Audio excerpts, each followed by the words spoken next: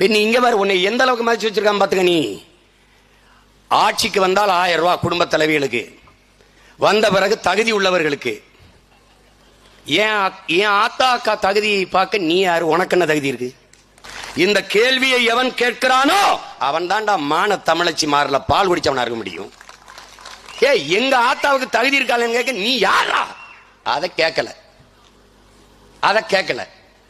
என் தங்கச்சிக்கு 1000, என் தம்பிக்கு தமிழ் மகன் 1000, இவனுக்கு புரட்சி பெண் 1000. யாரு கேட்டது? கொடுத்துட்டேன். இப்போ அடுத்த ஆண்டு தேர்தல் வரப்போகுது 26ல். இப்ப 25 வரப்போகுது. இன்னைக்கு அறிவிப்பு என்ன தெரியுமில்ல? பொதுப்பணித்துறை அமைச்சர் ஐயா ஏவா வேலு அறிவிக்கிறாங்க, 25ஆம் ஆண்டின் தொடக்கத்தில் இருந்தே குடும்ப அட்டை வைத்திருக்கிற எல்லோருக்கும் 1000. எப்படி வந்துருச்சு? ஏன் பயம்? தோல்வி பயம். நல்லாட்சி நாயகர்களினுடைய செயல் திட்டம் என்னது? இவன் நம்மளை தோக்கடிச்சு போடுவான். ஏன்னா ₹1 காசு கொடுக்காம 36 லட்சம் ஓட்டு இந்திய நாடாளுமன்றத்தை இந்தியாவை யாராலும் வாங்கிட்டான். இந்த நாட்டில் இருக்கிறது பூரா அவன் சித்தப்ப மக்க, பெரியப்ப மக்க, மாமச்சான், ஆத்தா, பெரியத்தா, சின்னத்தா போட்டுருவான்.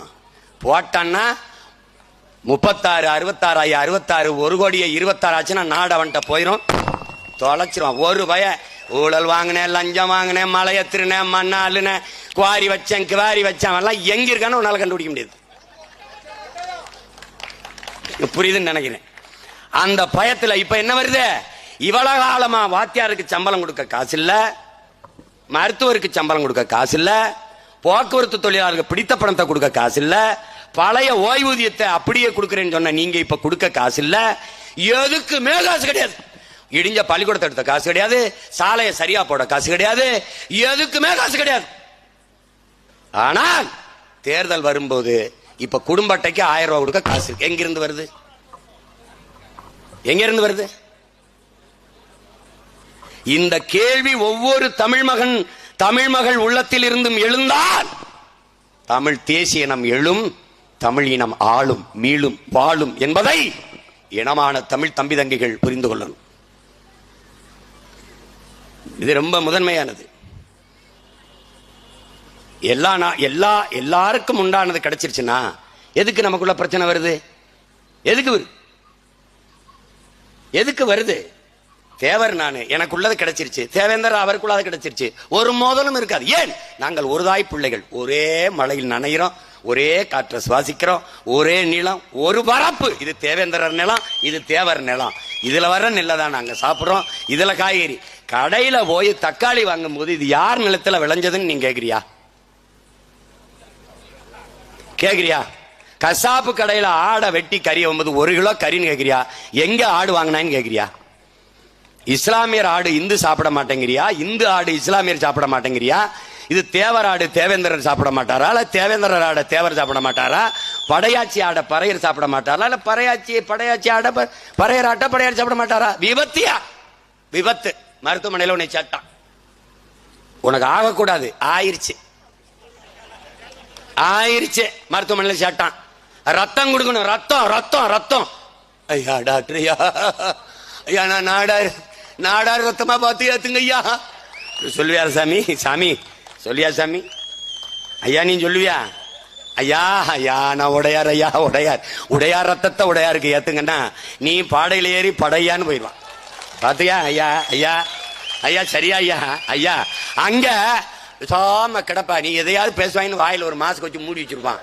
அங்க போறவன் ரத்தம் கத்துவான். ஏன்? சாதிக்கு ரத்த வரி உண்டு, ரத்தத்துக்கு சாதி வரி கிடையாது. புரியுதா? இதத்தாண்டா நம்ம தாத்தா சொல்றான், யாரு மேல கீறினாலும் ரத்தம் ஒண்ணுதான். ஆக மொத்தம் நீ நானும் 10 மாதம் தாங்கிறான் மக்கள் பாவலன் நம் தாத்தா பட்டுக்கோட்டை. எல்லாம் படிச்ச அவனே சொல்றான், வெறுத்துட்டான். முன்பு புத்தன் வந்தார், பிறகு இயேசு வந்தார், பிறகு காந்தி வந்தார். என்னென்னமோ சொன்னாங்க, எழுதி வச்சாங்க, எல்லாத்தையும் தான் படிச்சீங்க, என்ன பண்ணி கிழிச்சிங்கன்ட்டான். இந்த பாருங்க, இங்க இருக்கிற எல்லாரும் ஏகப்பட்டதை எழுதியாச்சு, பேசியாச்சு, படிச்சாச்சு. எல்லாம் பேசுறது. ஐயோ நான் வந்து யார் தெரியுமில்ல அப்படின்னு. கடைசி அவன் யாருனே தெரியாதவன்ட்ட நாட்டை கொடுத்தாச்சு. அவன்கிட்ட போய் நம்ம பெரிய கூட்டம்ங்க, நம்ம சாதி தான் அதிகமா 2 கோடி இருக்கோம், அதனால நமக்கு 20 சீட் கொடுத்துருங்க. கொடுமை. இப்ப என்ன தெரியுமில்ல கொடுமை, அருந்ததியருக்கான உள்ஒதுக்கீட்டை நாங்கள் எதிர்க்கிறார்கள், தமிழர்கள் எதிர்க்கிறார்கள்.